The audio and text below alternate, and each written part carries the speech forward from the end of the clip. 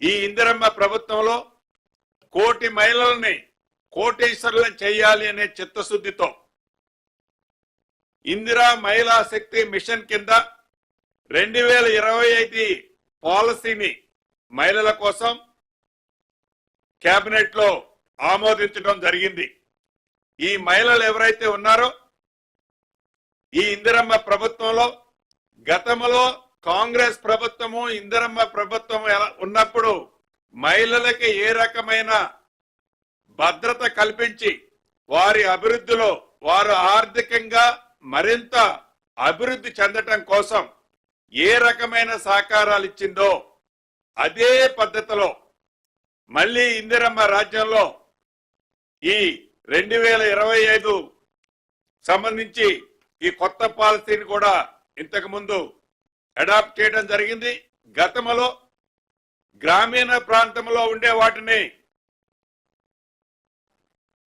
సెర్ఫుల కింద, అదే రకంగా పట్టణ ప్రాంతంలో ఉండే ఈ మహిళా సంఘాలని మెప్మా ఆధ్వర్యంలో 2 సెక్టార్లో బైఫర్కేషన్ అయి ఉండే. ఈ రోజు కేబినెట్ తీసుకున్న నిర్ణయం ప్రకారం ఇకపై రాష్ట్రంలో ఉండే అన్ని మహిళా సంఘాలు ఒకే అంబరిల్లా కింద, ఒకే గొడుగు కింద ఉండాలని కేబినెట్ నిర్ణయం తీసుకోవడం జరిగింది. వీటితో పాటు ఇంకొక ఇంపార్టెంట్ అయిన విషయం, ఇందిరా మహిళా శక్తి సంఘాల్లో గతంలో 60 సంవత్సరాలకే రిటైర్మెంట్ ఉండేది.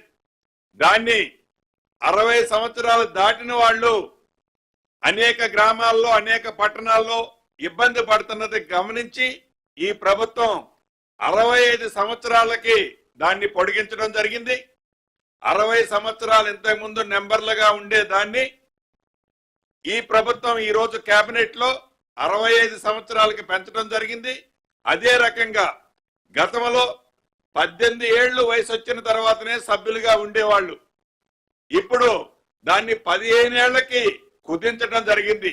అంటే 15 సంవత్సరాల నుంచి 65 సంవత్సరాల వరకు ఈ మహిళా సంఘంలో నా ఆడబిడ్డలు మన ఇందిరమ్మ ప్రభుత్వంలో అది పట్టణాలలో కానీ గ్రామాలలో కానీ సభ్యులుగా ఉండవచ్చు అనేది ఈనాడు కేబినెట్ నిర్ణయం తీసుకోవడం జరిగింది.